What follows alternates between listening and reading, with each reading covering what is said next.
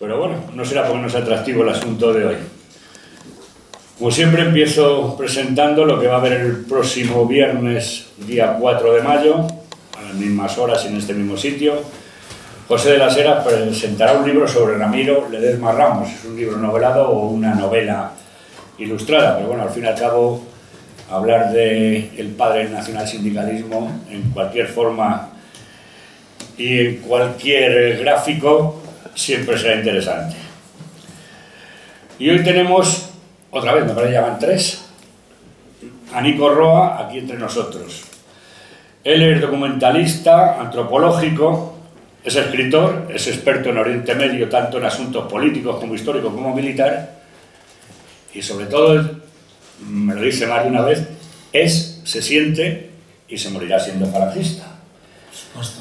Que también anunciamos que ha tenido el acierto, que próximamente está a punto de parir, ya ha salido de cuentas, un libro sobre el fundador de la Legión, Millán Astray, y también nos hará la gracia de presentarle aquí, y creemos que va a ser, bueno, creemos, no, casi tenemos la certeza que va a ser el 13 de julio, la última conferencia que daremos de este curso. Sabéis que es célebre por el asesinato del jefe de la oposición, José Calvo Sotelo, y fue uno de los puntos vitales para que diera lugar al lanzamiento. Lo hubiera dado de otra manera, porque si lo hubieran matado, se hubieran matado muchos más, porque ya sabemos cómo son estos. Bueno, pues hoy nos presenta el libro del aliado persa, como siempre les recomiendo, porque no puedo obligar, sino que salía uno por uno y os retorcía el brazo hasta que lo compréis, porque de una cosa merece la pena y es una forma de agradecer a la gente que está colaborando con lo suyo, con su patria, con Europa, con la cultura occidental. Es un libro que ya hizo una pequeña introducción, bueno, una pequeña, grande, Carlos Paz, aquí, porque es coautor, son varios, eso ya lo contará Nico ahora si lo cree oportuno.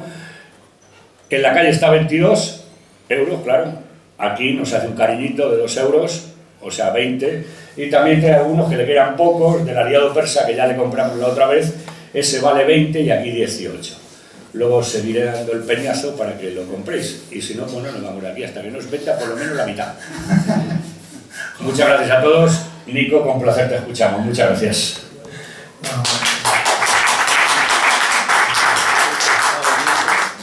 Nico, legionario. Muchísimas gracias. Para mí es un honor dar una charla en estos muros venerables que tantas figuras de la historia, que tanta historia acrecionan. Nunca había dado aquí una charla, sí había venido de oyente, porque aquí han dado charlas gente muy importante, gente que tiene cosas que decir, y me apetecía el reto de poderme dirigir a una concurrencia en esta sala, en este centro de la vieja guardia, ¿no? Luego quiero agradecer evidentemente a la Falange, en la figura de Andrino y en la figura de Carlos Rodríguez, que me hayan invitado una vez más a dar una conferencia, en este caso a presentar un libro. Ya son varias veces las que vengo, el público ya me resulta familiar y por lo tanto pues me siento más cómodo. Y en ese sentido es posible que la conferencia salga en los cauces que tenía previsto, ¿verdad? El libro el sentido de la conferencia de hoy es presentar un libro, que es este, se llama Siria, la guerra interminable. Este es un libro que nace hace un año, exactamente, en mayo del año pasado, cuando un grupo de personas amigos, alguno sirio, como es Mosén Bilal, que es coautor de este libro, y que es el director de la agencia SANA, la agencia de noticias siria en España, y otra persona que se llama Iván de Vargas, que lleva la representación de la Fundación Cristianos en Oriente Medio, un señor que ha viajado muchísimo, por todos los países prácticamente, y creo que el único que no conoce es Irán, pero todos los demás los ha recorrido, ¿verdad? Y entonces decidimos, bueno, yo la verdad que lo planteé, veníamos de una reunión en la embajada de Siria, habíamos estado con el embajador, salíamos de ahí pues un poco con la cabeza caliente, como uno sale de estas reuniones, vamos a hacer tal, vamos a hacer cual, no sé qué, pero luego esas cosas yo me doy cuenta que no cristalizan si no se toma un propósito, si no se lidera, si no se decide, vamos a hacerlo, sí, pero ¿cómo? ¿Cuándo? Venga, ¿quién empieza? Entonces yo en ese momento tomé ahí un poco la batuta y a lo mejor porque era mayor que en alguno de ellos y ya tenía más libros publicados y sé en qué deriva las buenas intenciones de la cerveza y de la barra del bar y tal, que siempre llegan a nada, y dije, no, yo me voy a proponer que hay que dar una herramienta al público español y espero que no sea solamente español sobre lo que está ocurriendo en Siria. El prólogo de Siria, yo soy el coordinador y autor de uno de los artículos. El título, que también es mío, lo he titulado "Si alguien conoce lo que está ocurriendo en Siria, que lo diga". Porque esa es exactamente la sensación que se tiene ahora mismo cuando la gente de la calle, la gente normal, o sea, vosotros probablemente tenéis un nivel de información superior, y a lo mejor aquí habrá gente que sepa más que yo y tal, pero en resumidas cuentas, la gente de la calle, el español medio, la cajera de Mercadona, el que tiene un negocio de venta de pisos, realmente no saben nada porque no les interesa. Se quedan con la información que proporcionan los medios de comunicación, que hay que decirlo, está en un lado de la trinchera. O sea, España está posicionada en un determinado lado en el conflicto sirio. Ahora mismo ha habido un bombardeo en Guta y España ha facilitado las bases de Morón y de Rota para que ellos se pudieran llevar a cabo, ¿no? Bien desde aviones cisterna que salen de Morón, bien desde buques lanzamisiles que han salido de Rota. Entonces, por lo tanto, nosotros somos parte y parte en ese conflicto, además de otras muchas cosas que no nos llega. Nosotros, los que nos interesamos por este tema, me parece interesante decirlo, reportamos sobre la fenomenología del conflicto, es decir, lo que se ve. Podemos opinar de lo que se ve. De lo que se ve, pues uno se queda un poco mosqueado, oye, a mí es que esto no me cuadra, pero no sé qué pasa. Bueno, hay más sitios donde mirar, pero nosotros podemos reportar sobre lo que se ve, sobre lo que no se ve, y debe ser así como el 70, el 60, el 80%, no podemos opinar nada. Eso se mueve en las cocinas de Washington, de Moscú, de Tel Aviv y probablemente solo de París. Entonces, sobre lo que ocurre, a nosotros en España, por lo menos, las agencias que se han constituido en periodismo niñera, periodismo que te lleva de la mano hacia donde ellos quieren llevarte, pues te dan una especie como de papilla que tú no tienes que masticar. Simplemente te la tragas y te vas con esa papilla confortablemente a tu casa, a tu cama, te acuestas pensando que comprendes ya lo que está pasando en Siria. Esto es como todo, el espacio de confort pues es importante para que las personas funcionen en la vida. Pero claro, a menudo esa historia no coincide con lo que de verdad está pasando. Y entonces urge que alguien tenga la valentía de decir, un momentito, yo he visto, yo he buceado, yo me he metido en otros sitios, que no es el periódico al uso, mi periódico que compramos en casa, da igual el nombre, si eso es lo mismo, porque las agencias de noticias internacionales dan la misma información y todos compran la misma. O yo da igual si veo Antena 3, que Telecinco, que la 1, que tal, es todo lo mismo, ¿no? Entonces tú te vas diciendo, pues es que lo que dicen, lo dicen en esta televisión, en este periódico y en este, por lo tanto tiene que ser cierto. Claro, porque estamos todos, lo insisto, en el mismo lado de la trinchera, ¿verdad? Pues si uno salta al otro lado de la trinchera, verá que la información es completamente diferente.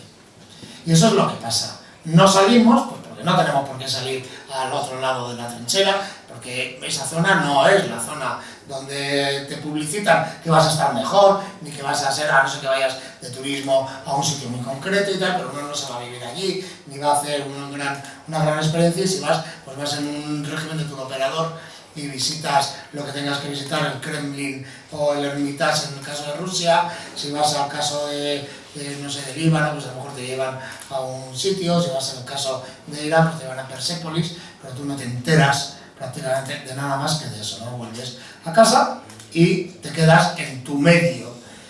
Pero el caso de Siria es ya clamoroso.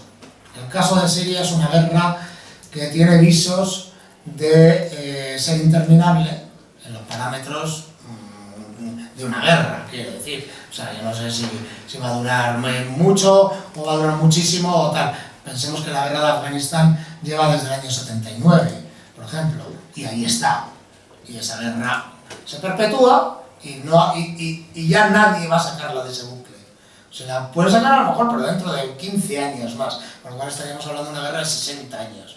La guerra de Oriente Medio, en sus diversas emanaciones, pues ocurre lo mismo, ¿verdad? Empieza en el año 48 y sigue con diversas manifestaciones. El escenario se va moviendo, es lo mismo que la guerra en África. Yo una vez hablaba con un misionero en Sierra Leona y él me hablaba de las masacres en la zona de los Grandes Lagos, de la guerra de Liberia, de la guerra del Chad. Es la misma guerra, solo que se va moviendo en el escenario, pero en el fondo es la misma guerra, debido a los mismos motivos y por el mismo propósito.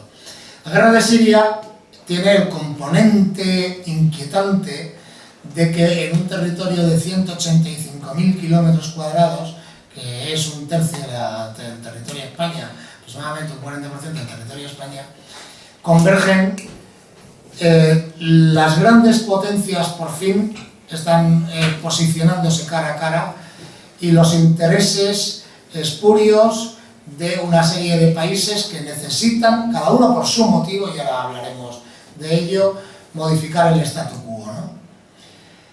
En este sentido, el libro pretende, yo hablé con una serie de intelectuales, hay varios periodistas, hay algún diplomático, hay algún profesor de universidad, yo soy realizador de televisión, etcétera, he viajado por la zona, y queríamos presentar que cada uno hiciera un ensayo sobre un aspecto de lo que ocurre en Siria, para que de manera caleidoscópica y poliédrica pues se tuviera la lectura global de lo que ocurre allí.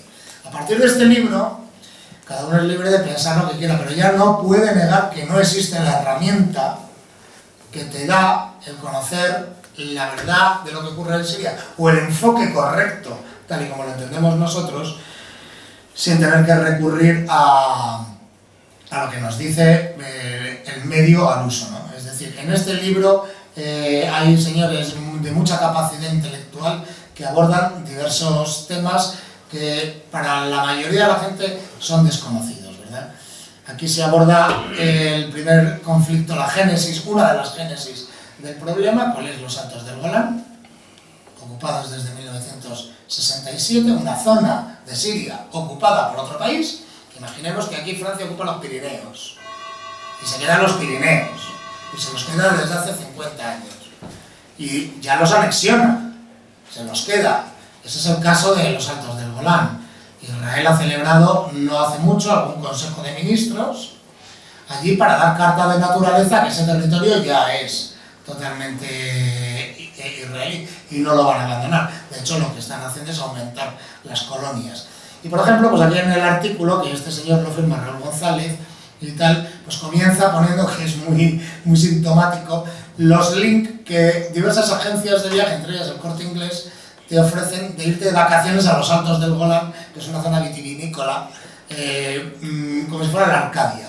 Es decir, tú te vas a un kibutz y tal, donde al turista, en un resort excelente, pues puede catar todos los vinos, el clima es muy bueno porque hay mucha altura y es fresco, tienes unas vistas estupendas, y tú ahí no vas a enterarte ni vas a percibir nada de por qué ese escenario está ocupado militarmente por Israel, ni que ahí hay colonos que tienen que ir con la ametralladora y tal, ni que es una zona reivindicada en Naciones Unidas permanentemente y recurrentemente desde hace 50 años y que esos aspectos legales no rigen para el país que lo ocupa, ¿verdad?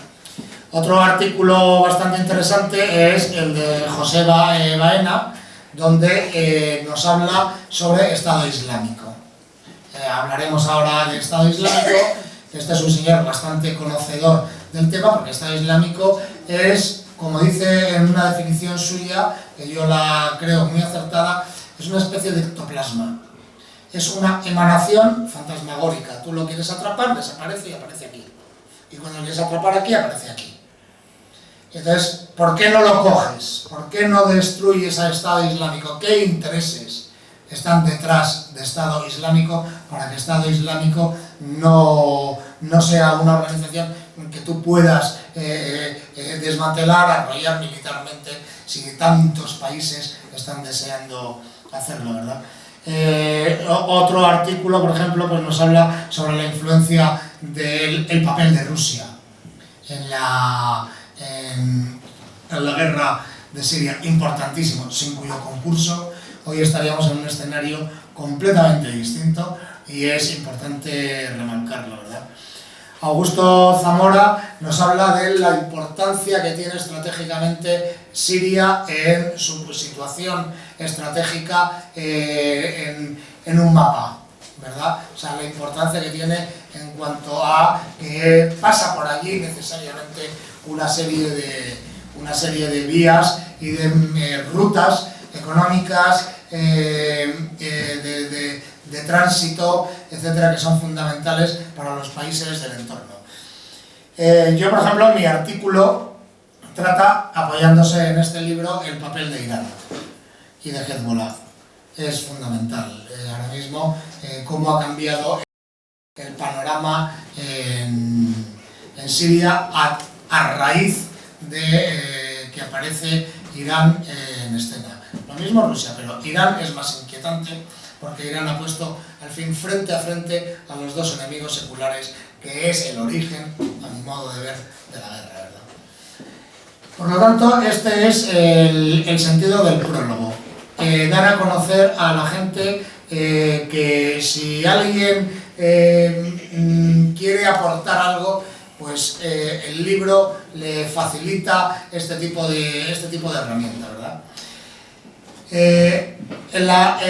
Nosotros entendemos que en la guerra de Siria hay no menos de 4 conflictos solapados. Según alguna persona que tenga un criterio a lo mejor más amplio, puede haber más. Pero esto es como un palimpsesto donde se acumulan conflictos uno encima de otro, lo cual hace mucho más difícil para una persona de la calle entender lo que está ocurriendo si no puedes desbrozar el primero, ¿verdad? Entonces, es necesario ir a la génesis del problema para explicarlo.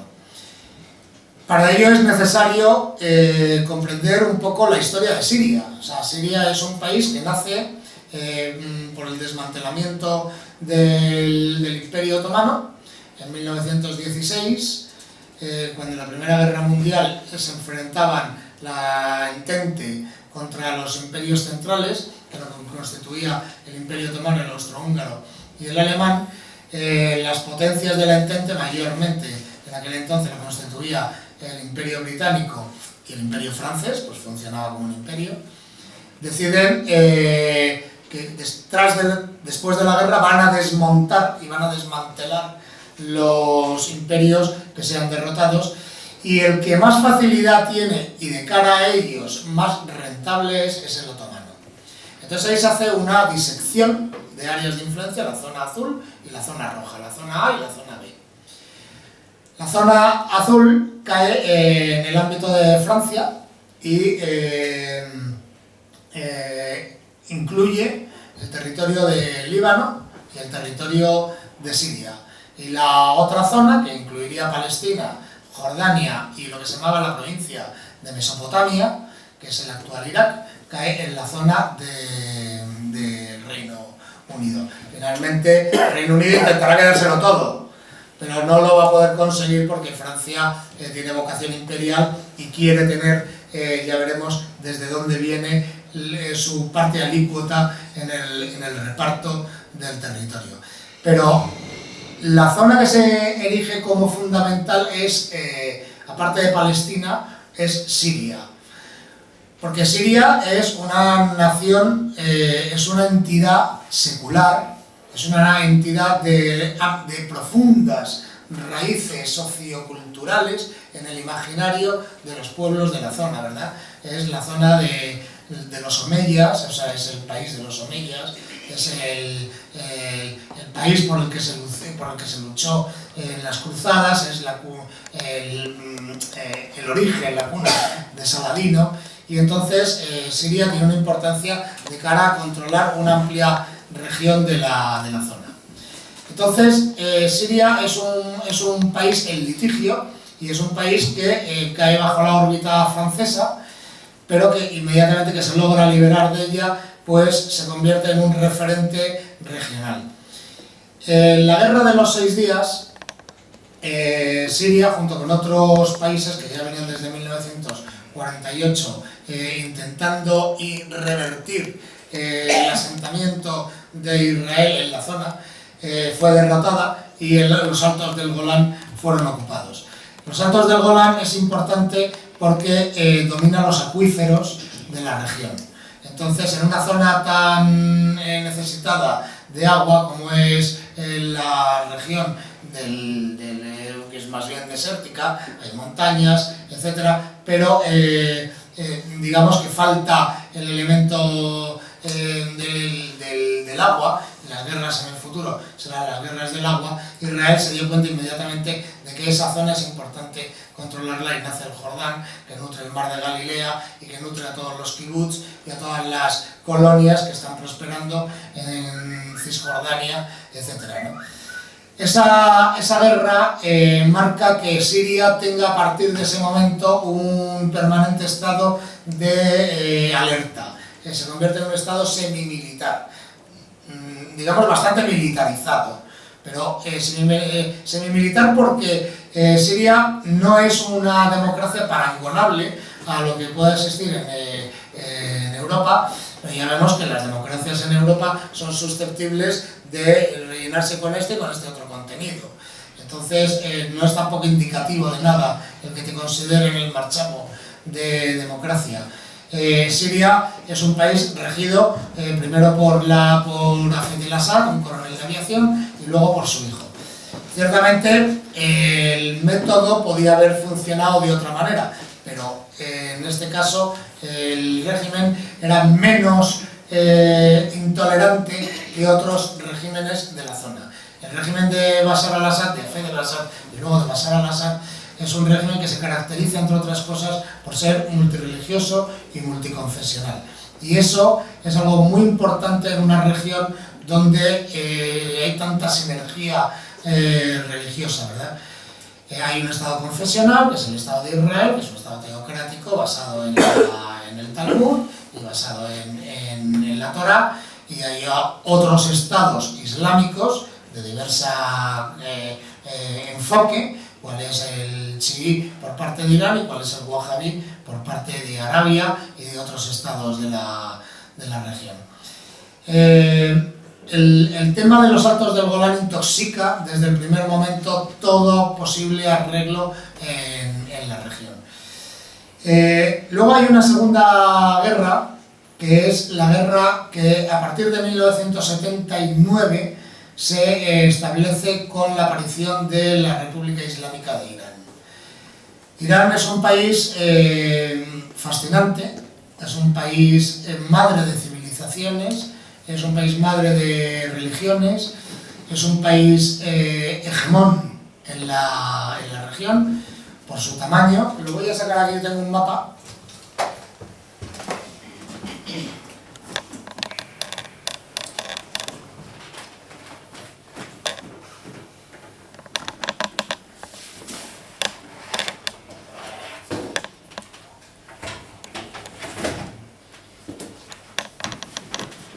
Este mapa, bueno, pues yo creo que ayuda a comprender un poco el mapa de Oriente Medio, ¿verdad? Aquí está Siria, Irán, Entonces vemos que Irán es un país, domina la ribera norte del Golfo Pérsico. Ahora mismo ya no se quiere llamar Golfo Pérsico porque la influencia de Arabia en los negocios es tan importante que está evitando que en lo sucesivo a este mar interior se le llame Pérsico. Ellos quieren que se le llame Golfo Arábigo, o Mar Arábigo. No quieren que se le llame Pérsico para, de alguna manera, atacar desde todos los frentes a lo que es el mundo persa, el mundo iraní, que es su gran rival, ¿verdad? Entonces, Irán es el país ahora mismo que desde el nacimiento de la República Islámica altera totalmente el statu quo en la región. Este país era el más firme aliado que tenía Estados Unidos en la región, el único país que tenía F-14, o sea, Estados Unidos solamente vendía F-14 a Irán, luego al Irán del Shah, Reza Pahlavi. No lo vendió ni siquiera a Israel. Ese avión daba una superioridad aérea en el combate que lo hacía que todas las demás fuerzas aéreas fueran bastante por debajo.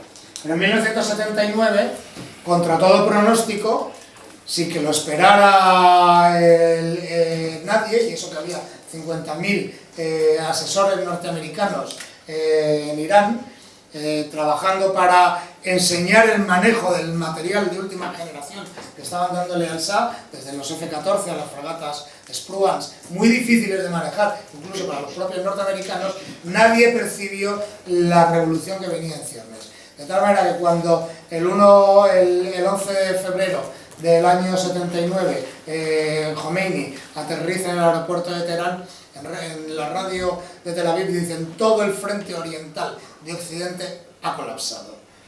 Fue una auténtica catástrofe para los planes y las contingencias de Occidente, mayormente de los Estados Unidos. Entonces, lo que ocurre aquí es que este país y parte de esta región es chií. De hecho, más de la mitad de la población de Irak es chií.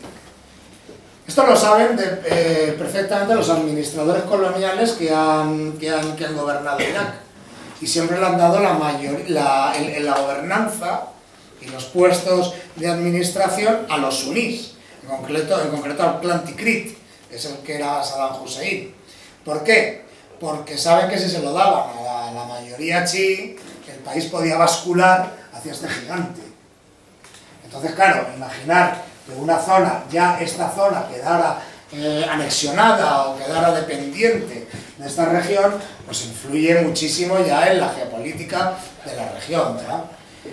Además, aquí, en Siria, hay una minoría religiosa que se llaman alawíes. Los alawíes es una derivación del chiismo. Ellos se denominan septimanos, es decir, no creen en porque estos son duodecimanos de 12 imanes, estos son septimanos de 7 imanes, es decir, el séptimo imán y tal, que se llama Jafar, para ellos ahí acaba la revelación, pero tienen mucho en común este y este. Y luego está finalmente el Líbano. Y en el Líbano, en el sur del Líbano, hay instalada desde siglos atrás una comunidad chií, una comunidad muy próspera, una comunidad muy bien asentada, con mucha raíz de asimilación.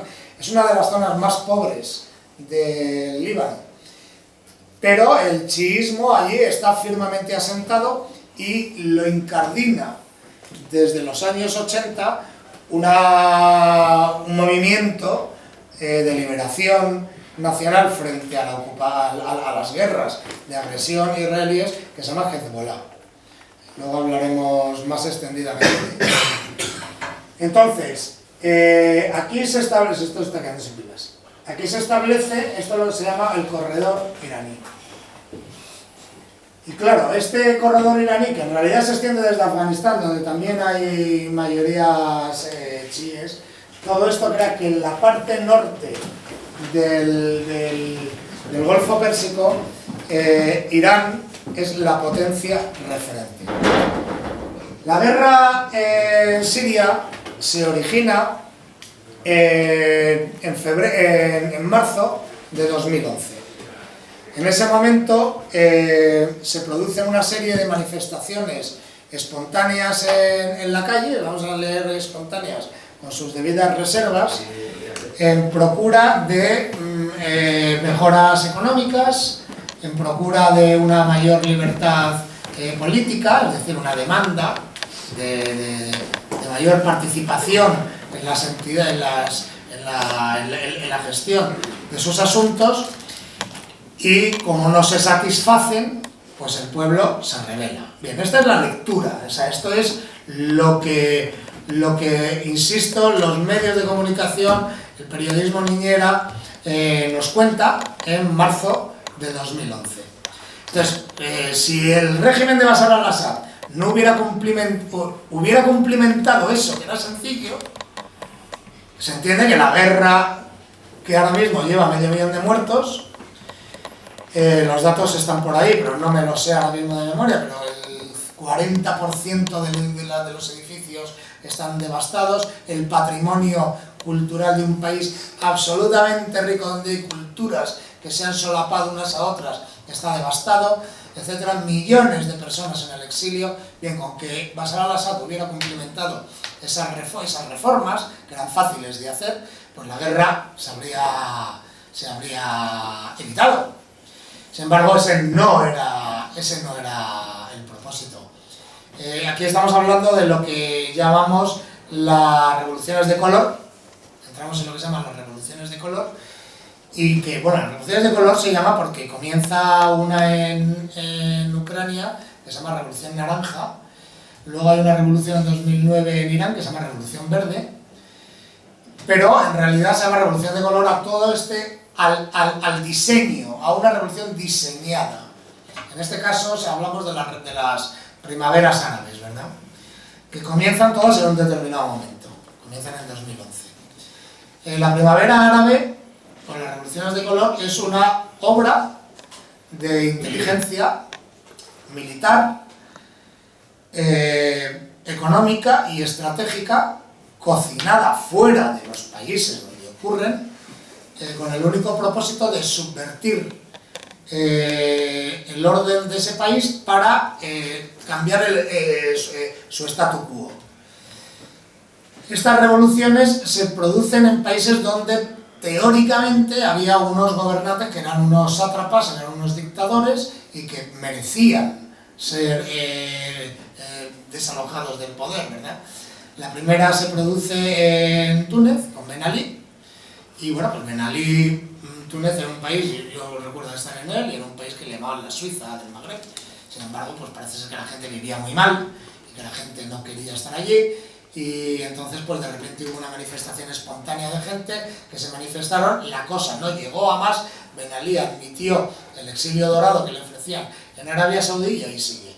El siguiente escalón en la estrategia de las revoluciones de color fue Mubarak, Egipto.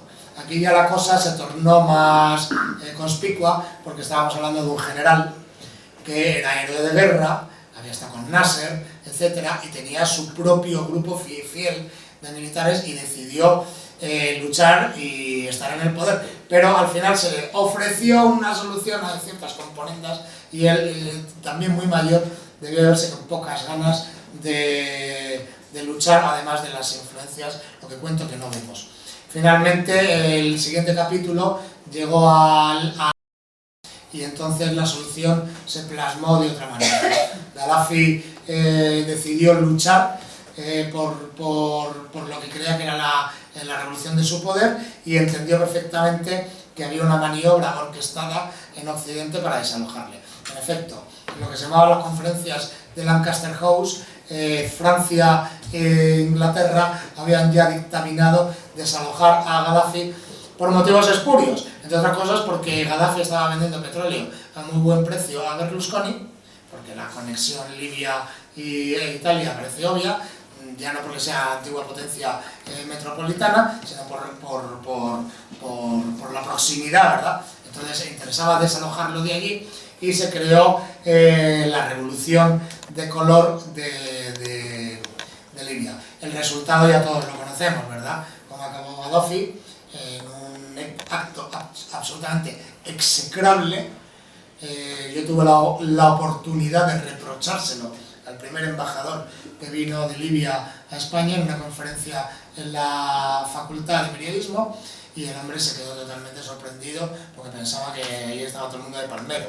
Y yo le dije que quedaría en los anales de la ignominia lo que hicieron al presidente del general coronel Gaddafi. Inmediatamente la siguiente escala fue Siria. En Siria confluyen un montón de intereses. Lo que nadie contaba es que el ejército sirio iba a ser tan rocoso, tan coriáceo y tan leal a su revolución, a su pueblo y a su presidente como ha sido. Por lo tanto, todo ha salido mal. ¿Qué intereses tienen los diversos actores que han participado en la guerra en Siria? Y son muchos. El primer actor, yo lo señalo, es Turquía. Turquía aspira en una política que se llama neo-otomana, que en un opúsculo que hizo el primer ministro Davutoglu, que era ministro de Asuntos Exteriores en aquel momento, de Erdogan, en un opúsculo que era una especie de libro para los think tank de la región, se llama Profundidad Estratégica. Y él decía más o menos pues, que la caída del Imperio Otomano había sido una puñalada por la espalda, que se le había clavado al Imperio Otomano la descomposición, el desmantelamiento, reparto, venta, etcétera, de lo que fue el Imperio Otomano desde el año 18 hasta el año 20, en que Ataturk recoge pliega-velas y decide enfrentarse a todos los que ocupan su territorio, italianos, griegos, franceses, etcétera, ¿no? Entonces, la nueva Turquía, que se ve denostada de la Unión Europea, que no la dejan entrar, porque no parece que tenga que ver Turquía con la Unión Europea, es decir, un cabrero de Anatolia, no tiene nada que ver con una persona de cultura europea, y la cultura europea pues está muy bien que la mantenga, pero también está muy bien que los otros tengan lo suyo, ojo, Turquía se ve denostada, se ve marginada y decide emprender su propia senda como Estado poderoso que es. Pensemos que es el segundo ejército de la OTAN. Es decir, tiene más capacidad bélica Francia porque tiene armamento nuclear, y Inglaterra, pero el armamento nuclear ahora mismo no está en la mente utilizarlo. Sin embargo, el ejército turco es un ejército hipertrofiado. Tiene una barbaridad de soldados, 600.000 soldados, tiene una aviación súper desarrollada, es un ejército verdaderamente temible. Entonces Turquía nunca ha olvidado su sueño imperial y ellos consideran que es lógico para las aspiraciones de un nuevo Estado turco extenderse en sus antiguas zonas de influencia. En este sentido, pues tienen proyección hacia los países turcomanos, como es el Turkmenistán, como es el Azerbaiyán y por supuesto como es Siria. Esta región de aquí, pequeña, luego la veremos, aquí se ve mejor en otro mapa. Esta es la región de aquí. Esto era Siria. Es la provincia de Alejandreta. Y aquí está la ciudad más antigua de Siria, que es Antioquía. Aquí, pues Alejandro, las comunidades cristianas, etcétera, han tenido siempre una vinculación con esta región. Pero cuando Francia se quedó en la gobernanza de este país, Ataturk, que les derrotó en la región de Cilicia, reclamó esta región. Y los franceses, para no tener problema con Turquía, se la dieron. Esta es la provincia de Hatay. Pero Siria siempre reclama esta región. Los turcos aspiran a ocupar regiones enteras de Siria, por varios motivos. Por las minorías que viven allí y para evitar que cristalicen ciertas entidades políticas de las que hablaremos en su momento. Ellos también sueñan aspirar a gobernar parte del Cáucaso, etcétera, ¿no? Esos son los intereses que tiene Turquía. Turquía, no olvidemos que se ha aprovechado de todos los recursos energéticos de Siria cuando el Estado Islámico sacaba petróleo y lo vendía a través de interminables hileras de camiones que llegaban al Mediterráneo, a esta región, y donde lo compraba Siria, Turquía e Israel. Por lo tanto, Siria tiene mucho que ver en la parte del conflicto. Los rebeldes moderados, vamos a cogerlo esto con pinzas, ¿verdad? Y los miembros de Estado Islámico han sido entrenados en la frontera de Turquía con Siria.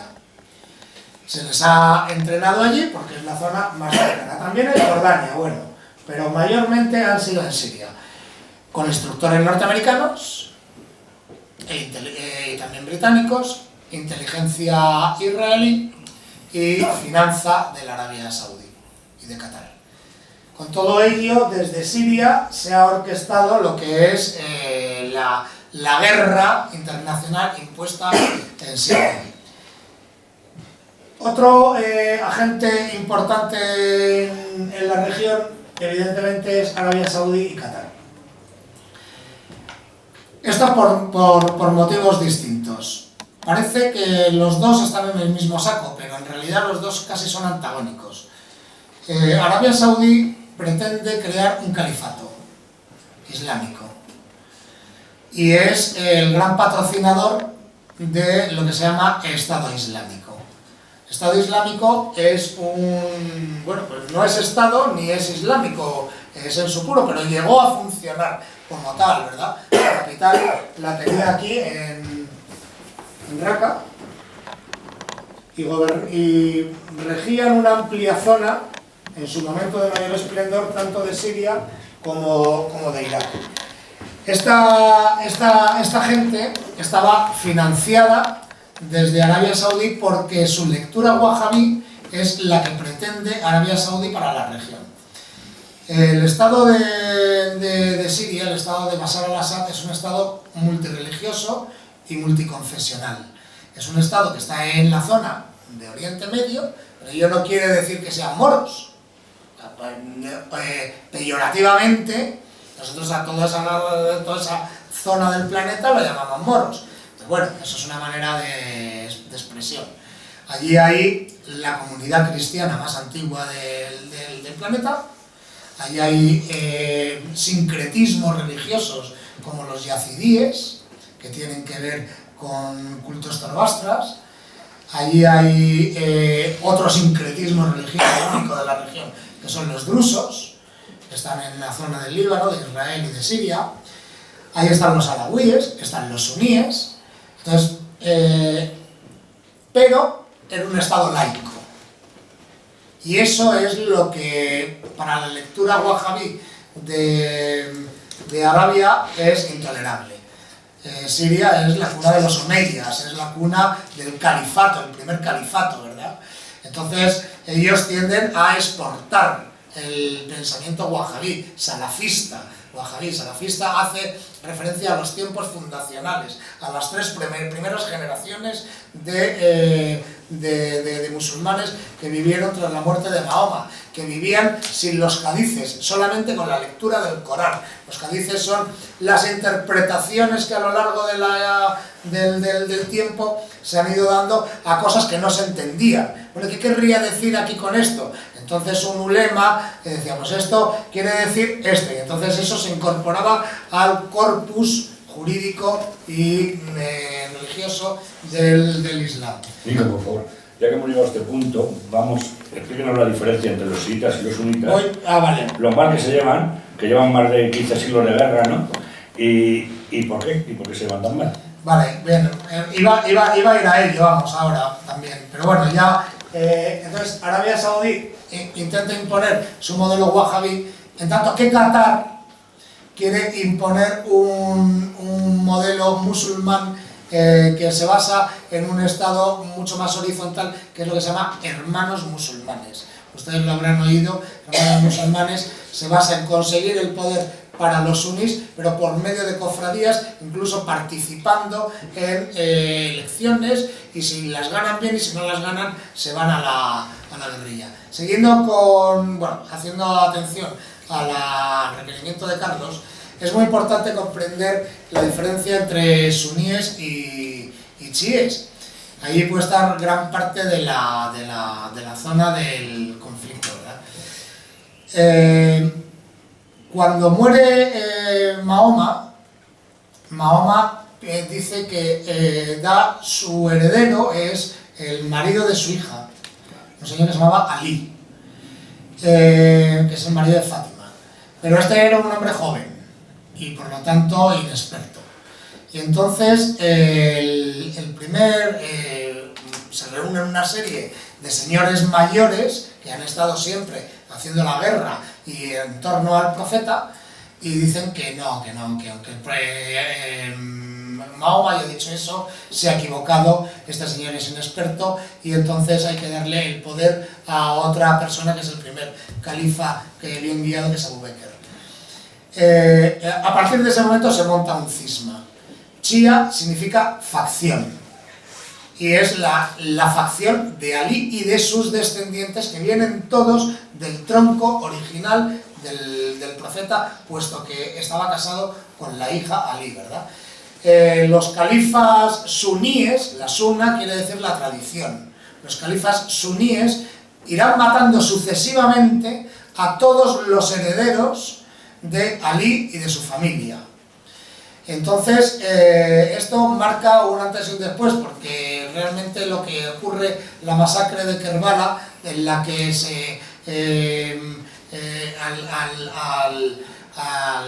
al heredero de Mahoma, que se llama Hussein, le cercan cerca de la ciudad de Kerbala y lo masacran, le cortan la cabeza, la pisan los caballos, etc., hace que ya las dos posturas sean irreconciliables. Luego hay una serie de interpretaciones de la religión propiamente dicha. Los suníes dicen que que todo está en el Corán y todo es fácilmente entendible, es, digamos, un libro democrático.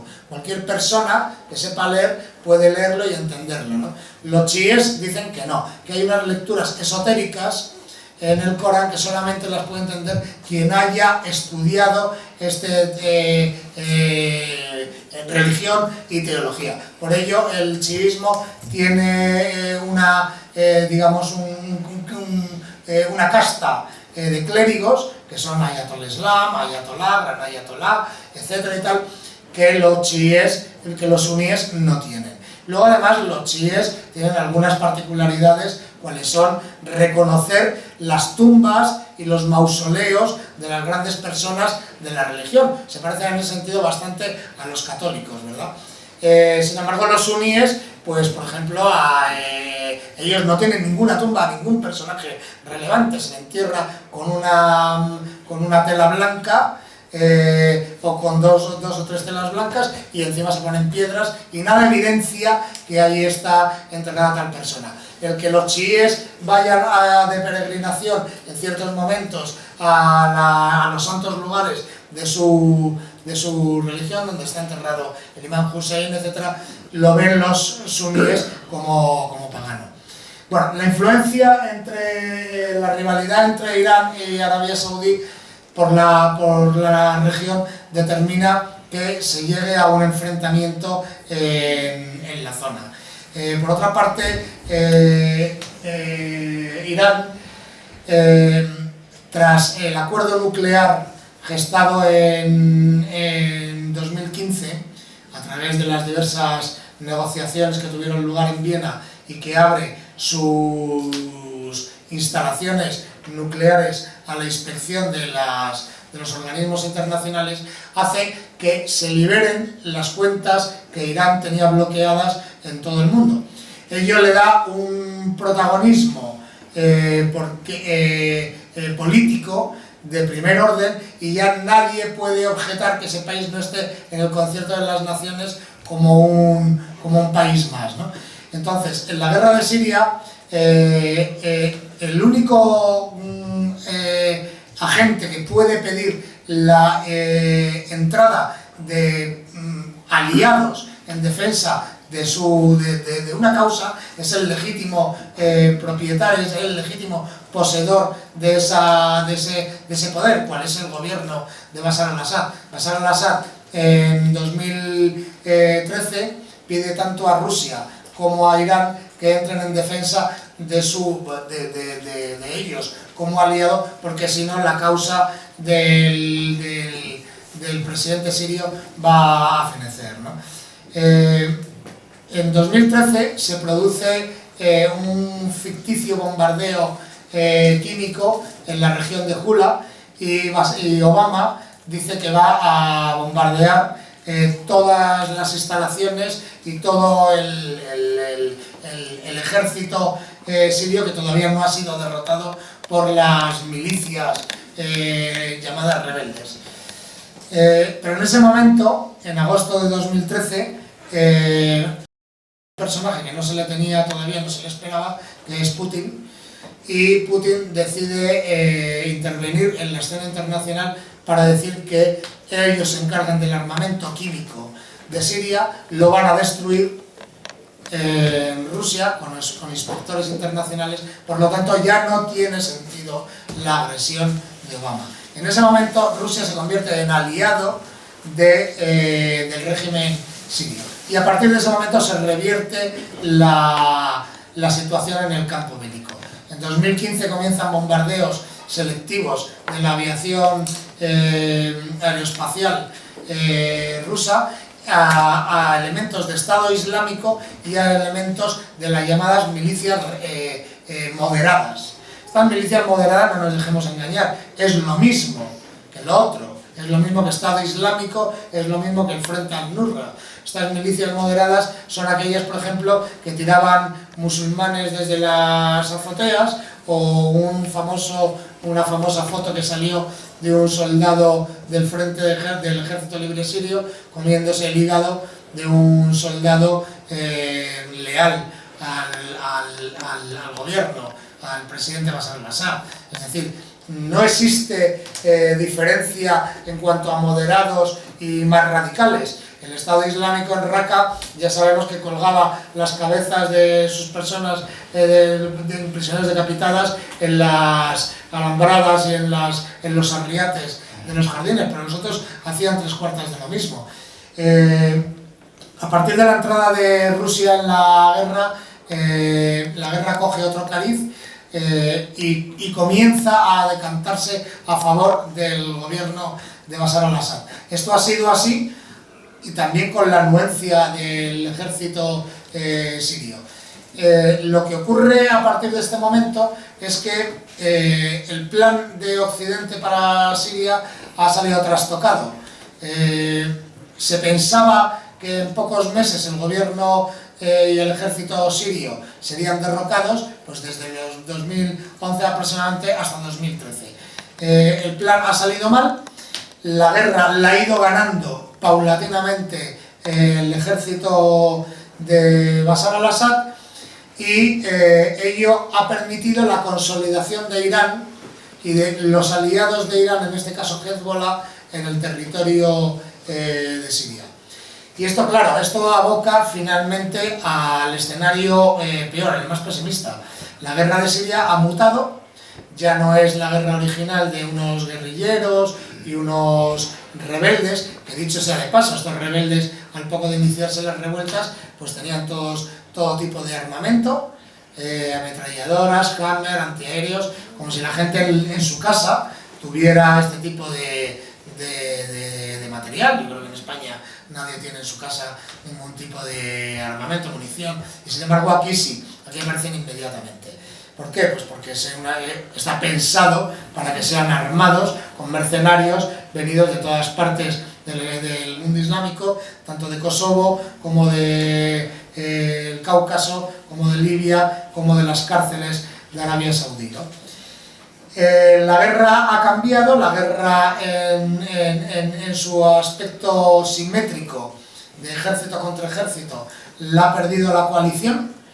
Y es en ese momento cuando se producen ataques químicos que buscan desprestigiar al ejército sirio en su marcha fulminante hacia la reconquista de todas las regiones. El último ataque químico que hemos visto, pues es eso mismo, ¿no? ¿A quién le beneficia? ¿De qué manera le beneficia al gobierno de Bashar al-Assad tirar una botella de cloro o de sarín en una zona para matar a 40 niños y mujeres cuando su ejército lo está haciendo todo, y sabiendo que con ello la prensa internacional, la opinión internacional va a demandar que sea castigado de una manera fulminante y ejemplar, ¿no? Pues no tiene ningún sentido. Evidentemente es un ataque de bandera falsa creada para desprestigiar el avance sirio en este frente. Por lo tanto, oímos hablar menos de la guerra en Siria que en 2013, donde los telediarios abrían y cerraban con la información de la guerra, porque de alguna manera la estamos perdiendo. Pero claro, esa guerra no se puede dar por perdida, porque hay un país que tiene una importancia capital en la región que no lo puede permitir. Ese país es Israel, evidentemente. Israel es lo que podríamos llamar aquí el tapado. El que está detrás no aparece en ningún momento, pero es el que mueve todos los hilos y el que dice, el que coordina la política de lo que pasa allí.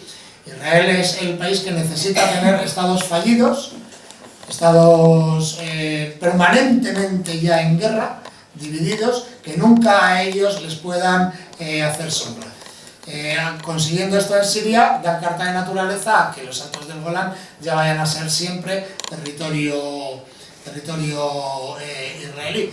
Pero Israel se ha encontrado con que el enemigo iraní ya no está en la frontera de Irán, aquí, sino que ya está aquí. Es decir, Siria, el ejército sirio, ha permitido la entrada de tropas regulares iraníes en su territorio, cual es la división Jerusalén, Al-Quds, que lleva el general Soleimani, y que ha ocasionado importantes derrotas a los enemigos del gobierno. Y Hezbollah. Hezbollah es la milicia que ha luchado contra Israel desde el año 82, en que Israel invade por primera vez el Líbano, la operación Uvas de la Ira, y Hezbollah valientemente, y sin más medios que algunas ametralladoras, etc., se lanza contra el Chagall, que es el ejército más técnico de la región y uno de los primeros del mundo. El ejército israelí se tuvo que retirar, pero de nuevo volvía a entrar en 2006. En 2006 ya Hezbollah era un ejército mucho más temible, mucho más preparado, y infligió una sonora derrota al ejército israelí. Sonora derrota, dicho de la manera en la que esto ocurre, es decir, Israel mató a 1000 y pico personas en el Líbano, desde cooperantes de cascos azules a población civil, utilizando armas prohibidas, como es uranio empobrecido, como es fósforo blanco, como son bombas de racimo, todas ellas prohibidas, algunas consideradas armas químicas, y Hezbollah le ocasionó solamente 165 muertos. Los 165 muertos en Israel es una derrota. De hecho, es famoso que en este conflicto Hezbollah logró atacar y poner fuera de combate a la corbeta de última generación Hanit 5 que tenía Israel, que era indetectable, porque tiene una cubierta de agua que refrigera todo el casco y no se puede registrar por ningún misil. Y cuando estaba el jeque Hassan Nasrallah soltando un discurso en Beirut, dijo: si salen ustedes a la playa podrán ver ardiendo la corbeta. En efecto, le habían tirado 2 cohetes, no se sabe muy bien cómo lo habían conseguido, y estaba la corbeta ardiendo. Esa corbeta, que la querían vender los israelíes a todo el mundo, evidentemente ya nadie se la compró. Y la derrota, la vergüenza de que 4 desgarramantas, por decirlo de alguna manera, hiciera morder el polvo a Israel, era clamorosa, ¿no? Ahora mismo Hezbollah ya no es eso. Hezbollah ya está participando en unidades coordinadas tipo división con el ejército sirio y con el ejército israelí.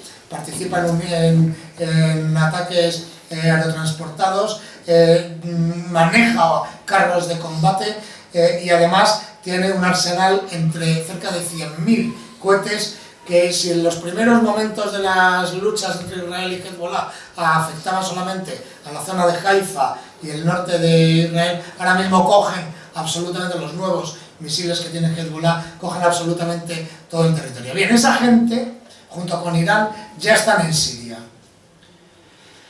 Claro, ¿cómo puede evitar Israel que esta gente se quede? Pues muy sencillo, este es el tema. Los Estados Unidos han llegado para ocupar la ribera norte del Éufrates y se quedan aquí. Ellos dicen que se van a ir, pero no se van nunca. Han formado aquí una serie de bases y lo que intentan evitar con esta presencia aquí es que el corredor iraní del que hemos hablado antes se consolide. La otra posibilidad, ¿cuál es? El Kurdistán. ¿Cuánto tiempo tenemos, Carlos? Lo que tú quieras. Sí. 10 minutos. 10 minutos, vale. Bueno, el Kurdistán es creo que el último escenario de la guerra. Este es el Kurdistán. Es una región a caballo de 4 países. Irán, Irak, Siria y Turquía. Hay una pequeña minoría en Armenia, y esto también aquí, y está por aquí. El Kurdistán ocupa como la extensión de España y tendría unos 35 millones de personas. Ocupa casi un cuarto de Turquía. El objetivo ahora mismo de la guerra es consolidar este Kurdistán que ya es autónomo, que tuvo unas elecciones y que hizo un referéndum y que se proclamó independiente y que el único país que lo reconoció, ¿saben quién fue? Israel. Bien, el premio que lo haya dicho por ahí. Israel, el único país. Kurdistán tiene la zona de agua en una zona desértica. Y además tiene los pozos de petróleo tanto de Irak como de Siria y parte de los de Irán. El Kurdistán es una entidad que se pretendió que naciera en 1920 tras el desmantelamiento del Imperio Otomano, pero que por el Acuerdo de Sèvres no cristalizó porque Atatürk lo impidió. La guerra entre Turquía y los kurdos es enconada. La lucha entre los kurdos sirios que intentan luchar contra el Estado Islámico, pero que también luchan contra los turcos, porque los turcos impiden que cristalice este Kurdistán, no vaya a ser que afecte a sus propios kurdos y que esos kurdos ya se vean empoderados y con una legitimidad, pues hace que probablemente este tema irresoluble a día de hoy pueda ser el germen de una guerra en el futuro. Es decir, el Kurdistán no está para nada solucionado. Israel quiere, el otro día venía un artículo del antiguo embajador de Israel en España, Shlomo Ben-Ami, en el que decía, no podemos crear el Kurdistán aquí, en Turquía, porque Turquía es muy fuerte y no lo va a permitir y va a ir a la guerra, sí o sí. No lo podemos crear aquí porque realmente Turquía no lo va a permitir. Lo podemos crear aquí. Y dice que esto es un Estado democrático. Es decir, queremos crear un nuevo país democrático. Ellos se olvidan de que tienen al lado Palestina, que podían aplicar esos mismos parámetros buenistas a Palestina, a la que tienen. Gaza es la mayor cárcel del mundo. O sea, directamente 2 millones de personas encerrados sin agua, sin luz y sin nada, ¿no? O sea, pero a ellos les interesa esto. ¿Por qué? Porque dicen, si creamos aquí un Estado kurdo, afectamos a toda esta región y la desestabilizamos. Y entonces creamos un frente en Irán, que es lo que nos interesa. Esta es la situación ahora mismo. Se acabará enfrentando Israel con Irán en el frente sirio. ¿Permitirán los israelíes que cristalice las posiciones de Hezbollah y de Israel en territorio sirio? Los turcos permitirán que los americanos se establezcan en la zona norte del Éufrates, dando legitimidad a los kurdos en esa región, los kurdos del YPG, enemigos de Turquía, porque Turquía los considera aliados de los kurdos de su región, que son los kurdos del PKK. Podríamos haber esto explicado más, pero bueno, no ha habido tiempo para todo. ¿Entrarán norteamericanos y turcos en colusión? No es descartable. Han estado muy cerca. Aquí está Erdogan, que Erdogan ha crecido y se ha puesto, tras el fallido golpe de Estado, el misterioso golpe de Estado que le ha upado permanentemente al poder, pero por el otro lado, en los Estados Unidos está el volcánico Trump, del que se sabe que es un bocazas, y se sabe que habla mucho, que luego no hace tanto, pero todavía está en los prolegómenos de su mandato. Israel, yo no creo que vaya a permitir que el statu quo de la región quede tal y como está ahora. Estados Unidos dice que el 12 de mayo se retirará del acuerdo nuclear con Irán, que no le gusta nada, porque se lo está diciendo Israel y Arabia Saudí. Arabia Saudí es el gran comprador de armas de los Estados Unidos. Si quieres que te compre más armas, tenemos que acabar con Irán. Israel tiene 3/4 de lo mismo, el mismo propósito. Sobre todo que es que Israel tiene el predicamento del lobby judío en los Estados Unidos. Es decir, Trump es un señor evangelista que cree que en la Biblia pone que el pueblo elegido es el pueblo judío, y él se lo cree. Y dice, si lo pone en la Biblia, ¿quién soy yo para negar esa evidencia? Por lo tanto, si a mí me dicen, desde Kushner, su yerno, hasta todos los asesores que se han puesto que tengo que ayudar a Israel e ir contra Irán, yo lo tengo que hacer. Por lo tanto, creo que la guerra es interminable para los parámetros de que le quedan muchos años, y creo que esa guerra va a arruinar definitivamente a un bello país en el cual nosotros solamente podemos asistir impávidos. Creo que el libro ayudará a las personas que le interese este tema a comprenderlo, y bueno, y este es el complemento. Si a alguien le interesa el tema de Irán, en este libro analizo extensamente toda la problemática. Ahora, si alguien quiere hacer alguna pregunta, ¿verdad, Carlos? Sí, claro, sí. ¿Quién? Venga. ¿Nos puedes decir el papel de Irak? Porque no nos has Irak. explicado. Sí. Papel de Irak. ¿Y cuál es la situación ahora de Irak y qué papel juega ahora en el... Pues Irak es un país ahora mismo que está inmerso en una contradicción, en una política que por un lado tiene la influencia de Irán y la mayoría chií que está ahora mismo gobernando el país, pero es un país ocupado militarmente, es un país que tiene un Kurdistán que es autónomo, de hecho, que gestiona sus propios recursos, pero es un país que está haciendo guiños a Siria, está ayudando, combatiendo efectivamente, ha derrotado en su zona al Estado Islámico y está ayudando militarmente a Siria. Por lo tanto, podemos decir que Irán es, de una manera fáctica, en el eje del gobierno de Bashar al-Assad, en tanto que lucha contra el Estado Islámico.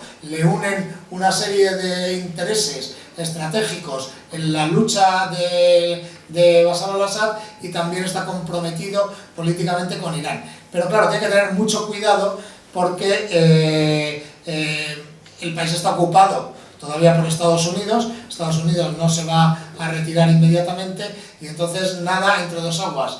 Su papel es precario, pero no es el que le gustaría a Estados Unidos, que fuera un país aliado y un país que defendiera sus intereses. Irak es un país con grandes recursos energéticos y que desde luego es un país muy interesante a la hora de tenerlo de aliado. Nico, entonces, pero hay una cosa que tengo que preguntar sobre lo de la primavera árabe.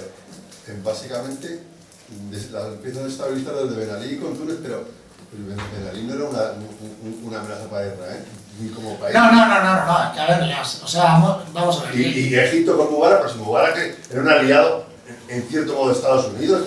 Entonces, que ahí, meterse en ese tinglado ahí... Claro, ya, bueno, vamos a ver. Tampoco ni le va ni le viene, porque no era una amenaza para ellos, o sea, directamente. El tema de Mubarak es que Mubarak llevaba perpetuado tantos años en el poder que ya era mal visto por sus propios ciudadanos y por sus propios conmilitones, ¿verdad? Eso a los demás les da igual, a Israel se le da igual. Claro, no, pero si yo puedo quitar a él y poner a otro militar afecto, pues lavo la cara del régimen.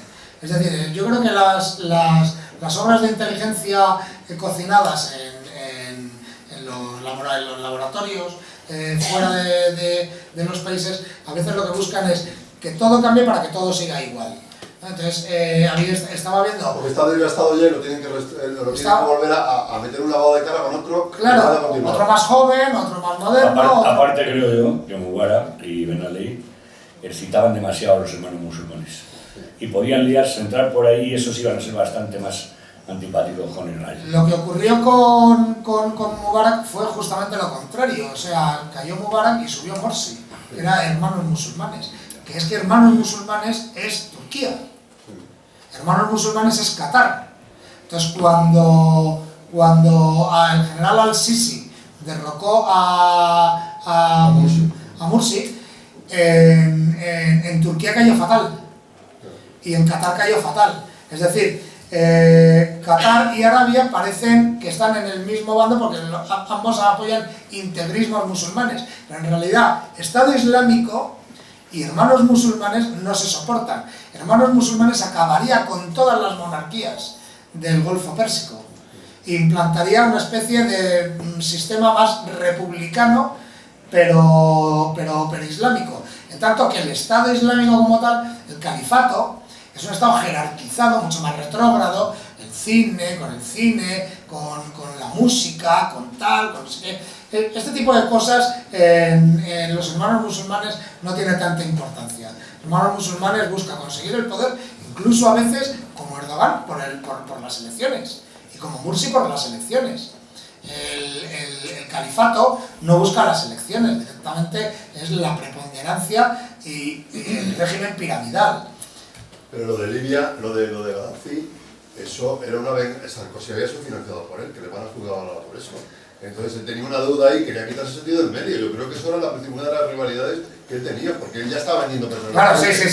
Bueno, vamos a ver, es que Gaddafi le había dado dinero a la campaña de Sarkozy. Gaddafi debía de dar mucho y debía de haber servidumbres inconfesables y que te interesa que desaparezca el tío para que muerto el perro se acabó la rabia.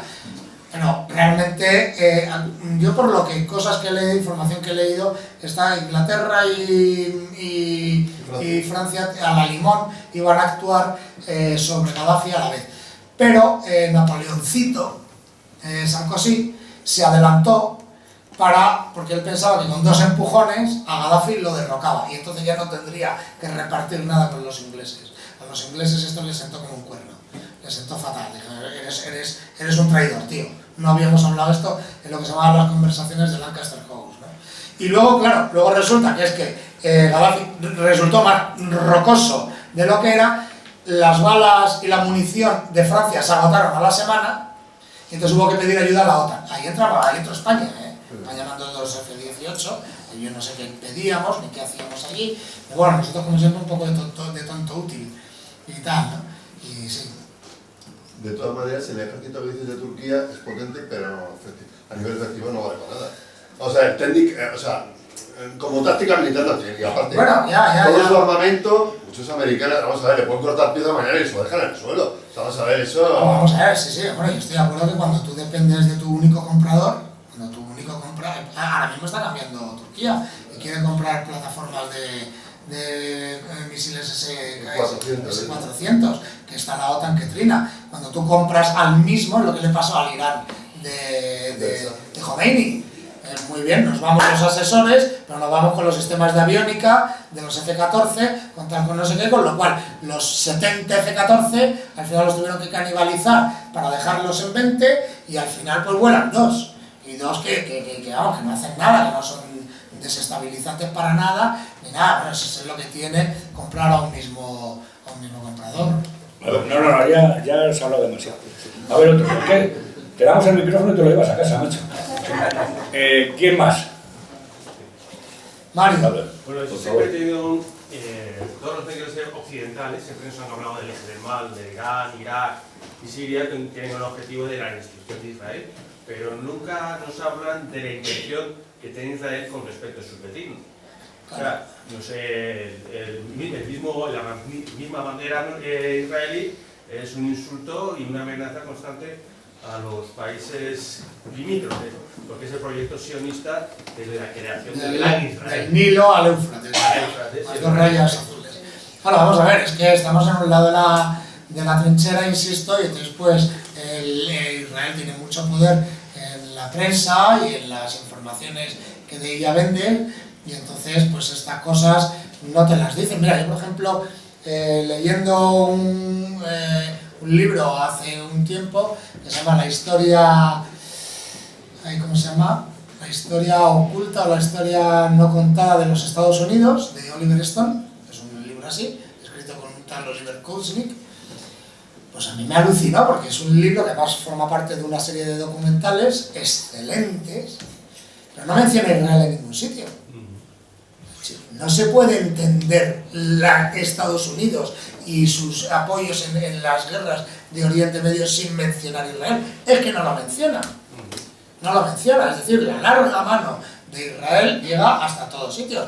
Entonces, claro, nadie va a decir los planes inconfesables de Israel es pues que anexionar toda la Cisjordania. O sea, vamos a ver, Israel tiene un plan. Todo Cisjordania y todo Gaza es Israel. El estado de los palestinos es Jordania. Todos los palestinos tienen que ir a Jordania. Lo vamos a hacer por una manera o por otra. Vamos a tardar 5 o 10 años. Pero los palestinos tienen que estar en Jordania, que es la patria de los palestinos. Esta es, digamos, la leyenda norte de Israel. 2. No podemos permitir que ningún estado de nuestros vecinos tenga una superioridad militar que nos haga peligrar la entidad y la viabilidad del Estado. Para ello nos inventaremos todas las necedades y todas las historias que nos interesen.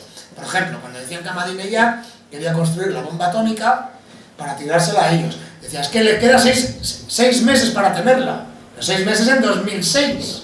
En 2011 todavía le quedaban 6 meses. Irán no tenía intención de tener el arma nuclear. O sea, no lo podamos creer o no, pero Irán nunca ha abogado por las armas de destrucción masiva. Pudo hacerse con armamento químico y tirárselo a los iraquíes de la misma manera que se lo tiraron a él. Es relativamente sencillo. Le tiraron muchas veces armamento químico en las sucesivas oleadas y tal y no sé qué, pero no lo quisieron hacer. ¿Por qué? Pues porque no confían en ello. Lo que pasa es que Ahmadinejad tuvo la metedura de pata de la frase famosa: Ahmadinejad, a Israel hay que borrarle, hay que borrarle. Claro, pero vamos a ver. Y fue una presión Pero vamos más a ver. ideológica que militar. Es que eso es de consumo interno, eso lo dijo él para su público en una manifestación. Pero ninguna agencia de inteligencia medianamente normal, como no sea la de Anacleto, se cree eso. Bueno, es que este señor está en un meeting y tiene que decir una frase grande y una frase que no sé qué, y la gente se va con la cabeza llena de bulanicos. Bien, pero ¿qué posibilidad tiene Irán de acabar con Israel? Ninguna. O sea, vamos a ver, es que tú para tirar un misil nuclear tendrías que tirar varios. Tienes que tener el arma atómica, que no la tienes. Tienes que tener el vector de lanzamiento, que son los misiles. Esos misiles tienen que superar el escudo antimisiles. Tienes que tener la suficiente puntería para que caiga en Israel y no caiga en Cisjordania, que es el objeto, que es la manzana de la discordia, el secreto objeto de deseo. O sea, si tú resulta que en vez de caer en Israel, el misil cae en Palestina y te carga Ramallah o te carga Belén, pues chicos, has hecho un pan con unas tortas. Y luego además, sabes que la respuesta será fulminante en un plazo de 2 horas. O sea, a ti te cae la destrucción nuclear de parte de los Estados Unidos, que están en Bahrein, de parte de Israel, de parte del Cisjordania, no queda nadie. Es decir, la vocación del martirio de los chiíes no llega tanto.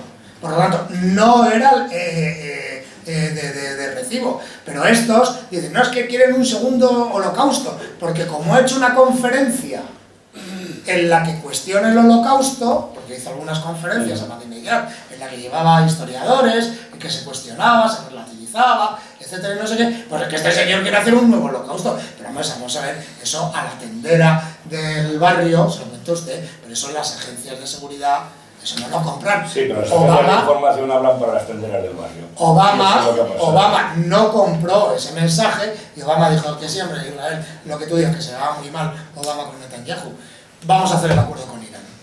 Y a Netanyahu le sentó fatal. Y cuando cayó Netanyahu y subió Trump, dijo, esta es la mía, ahora hay que revertirlo todo, hay que acabar con ese contrato, hay que decir que Irán quiere tener ese armamento, si no es ahora dentro de 10 años, y es al horizonte que vamos.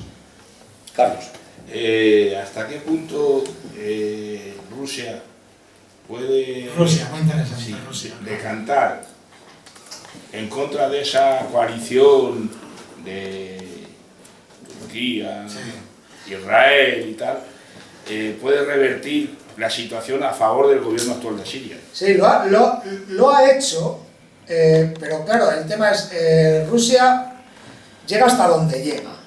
O sea, la desigualdad militar entre Rusia y Estados Unidos es abrumadora, O sea, dicho sea de paso. Pero, Voy a dar un dato. El presupuesto de defensa de los Estados Unidos son 600.000 millones de dólares y el de Rusia 60.000. Solamente eso. Y otro dato más. Estados Unidos tiene 11 flotas de portaaviones nucleares y Rusia tiene una y no es nuclear. El almirante Kirov, de hecho, ahora mismo está carenándose. Rusia tiene un interés en Siria porque tiene aquí, esto ya se da la pila, tiene aquí la única base fuera de Rusia. Es decir, Estados Unidos me parece que tiene 300 y pico bases repartidas por todo el mundo. Rusia solamente tiene 2, ahora tiene ahora 2. En el momento cuando empezó tenía 1, que es la base de Tartus. Antes tenía en Egipto, tuvo en Libia, tuvo tal, con la caída de la Unión Soviética y de los diversos países se ha ido quedando con una. Si le echan de aquí, si aquí cae Bashar al-Assad y ponen un gobierno proclive a los Estados Unidos, primero que va a hacer es cancelar el contrato con Rusia y dejar a Rusia fuera del Mediterráneo. Entonces Rusia tiene un interés en que este gobierno siga. Pero claro, Rusia llega hasta donde llega. Rusia no se va a involucrar en una guerra nuclear. Porque no es su película hasta ese punto. No es una lucha existencial por Rusia. Es un aliado. Sin embargo, para Israel sí es una lucha existencial. De manera que cuando Israel bombardea a su aliado, se lo dice a Rusia. Y Rusia mira para otro lado. Rusia podía poner los misiles S-400 apuntando a los F-15 que desde el Líbano bombardear y tiraba todos los misiles. Pero no lo hace. Entre otras cosas porque Israel es una potencia nuclear. Entonces Israel se puede sentir en la necesidad de defenderse con todos los medios para que su Estado no se vea amenazado. En tanto que desde Siria tú no amenazas a Rusia. Rusia tiene un juego muy activo a favor de Bashar al-Assad. Ahora hay otra base, que es una base aérea, la base de Yemeni y tal, desde donde están saliendo los bombarderos Tupolev-22, el Cisne Blanco, que ha desestabilizado totalmente y dado a Siria la supremacía en el frente de batalla. Pero el gobierno sirio no domina todo el Estado. El gobierno sirio domina del Éufrates para arriba, esa línea que hemos visto, que es esta. Allí no la domina, allí no hay soldados sirios. Esta zona está ocupada por Estados Unidos y los aliados kurdos. Aquí hay una bolsa de Estado Islámico y aquí está, ¿cómo se llama el frente al-Nusra? Es decir, la guerra no se ha terminado. En sus aspectos... Perdón, que voy a estornudar.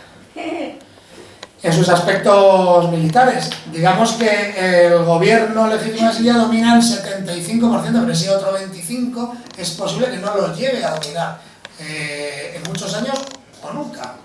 El último cálculo que hicieron, bueno, por lo menos que yo me haya enterado en el 2011 de los presupuestos de Estados Unidos, los presupuestos militares, equivalía a $18.000 por minuto desde esa fecha hacia atrás, hacia el nacimiento de Cristo. O sea, según el calculador, 18.000 por 60 por 24 por 365 por 2011. Eso era el presupuesto que había. O sea que estamos hablando, lo decían así porque era más fácil que poner números, porque poner números necesitabas un tren del país del primero al último. O sea que una cosa el es presupuesto las bastante. tecnológicas de alto coste, que son muy caras, pero luego a nivel de Me da igual, lo mismo se mata con... Hoy en día los números de soldados no son tan importantes como en el momento. Bueno, última pregunta. Espera a ver si hay alguien más. A ver si hay alguien por el fondo, venga. Sí. Que si no pregunto yo, a ver, tira siempre, porque si no se ¿tú te te has enterado de lo que hemos hablado? Venga, a ver. Todo esto también China tendrá que pintar algo, ¿no? Bueno, vamos a ver, China tiene un papel muy importante aquí. Es que hay varias cosas que no se han llegado a comentar. El oleoducto que va de Qatar que quería terminar en Siria y que no lo dejaron construir los sirios porque vulneraba al que venía de Irán y al que apoyaban los rusos. China tiene una parte importante más lejana, China tiene su propio patio trasero y tiene sus propios problemas. En el mar de China, la salida, que está toda cerrada igual que esta, por bases americanas, desde Taiwán a Filipinas, a las islas artificiales que están creando, etcétera, a Japón y tal y cual, y ese puede ser a lo mejor, a juicios de algún analista que yo he escuchado como Ignacio Ramonet, el futuro conflicto mundial más inminente que este, ¿no? Ahora, China tiene un interés y es la nueva ruta de la seda. La nueva ruta de la seda es la línea que desde Pekín quiere venir por aquí, terminar aquí, o subir por aquí y llegar por aquí, pero esta zona es imprescindible para ellos. Es una ruta comercial que, dado que a China no se le deja salir por mar, por las numerosas bases militares que los americanos han puesto desde Guam hasta Filipinas y hasta etcétera, que bueno, eso sería otro mapa y tal, entonces China busca una alternativa. Y esa alternativa es lo que se llama la nueva ruta de la seda, que es un proyecto gigante transnacional por trenes, por camiones, etcétera, sobre todo por tren, atravesar todo Asia y llegar a los mercados europeos. Claro, si tú en la zona pones un tapón de un enemigo ontológico tuyo, cuál son los Estados Unidos, y no te deja comerciar en esta zona, pues puedes ir por otra zona, pero a lo mejor es más caro. Desde luego, en la ruta de Rusia, ellos no la contemplan porque es demasiado inclemente y porque la población allí pues no es de mercado. Sin embargo, aquí hay un volumen, aquí está concentrada el 65-70% de las reservas de gas y de petróleo del mundo. Entonces a ellos les interesa. Entonces China está allí. Además, China veta las resoluciones en el Consejo de Seguridad de Naciones Unidas tendentes a criminalizar a Siria, porque está contra los Estados Unidos. Porque los Estados Unidos es la potencia imperial, antes era el mundo bipolar, ahora es unipolar. Entonces, en la medida de lo posible, pues China hace causa con Rusia, tienen ahí el acuerdo de Shanghái, etcétera, donde intentan involucrar a nuevos países, están los BRICS, y tal, esta nueva asociación de Brasil, Rusia, India, China y Sudáfrica, a la que se van uniendo nuevos países y que intenta hacer una economía y una política alternativa tanto al dólar como al mundo occidental, ¿verdad? Entonces China militarmente no se le ha visto por aquí, pero diplomáticamente sí. China está ahora mismo, ¿no?, como España en el siglo XVI, con la ruta por el interior, porque por fuera, por mar, no podía... No puede, no, ahora mismo le van a llevar, sí, o sea, China está tanteando, China está tanteando en las regiones, y ayer volaron sobre Taiwán y se encendieron todas las alarmas, y luego vuela sobre Japón, y luego está el conflicto de Corea, que todo lo enturbia, pero eso ya se sale, es el próximo libro. Bueno, pues os recuerdo, el próximo viernes 4 de mayo, José de las Heras, Pepe de las Heras, como camarada, nos presentará aquí el libro sobre Ramiro Ledesma Ramos. Interesante, de obligada lectura por lo menos para los nacionalsindicalistas, para los otros más, porque así aprenden algo. Y ahora pues os animo como siempre, el libro vale 22 en la calle, 20 aquí, y tiene el aliado persa, que quedan menos, a 18, que os aseguro que es mucho más rentable, mucho más sensato y mucho más legal que hacer los máster de Cifuentes. Entonces, si le compramos a Nico los libros, no salimos en la tele diciendo que somos unos magantes, sino al revés, que nos ilustramos un poquito más. Muchas gracias y hasta el próximo viernes.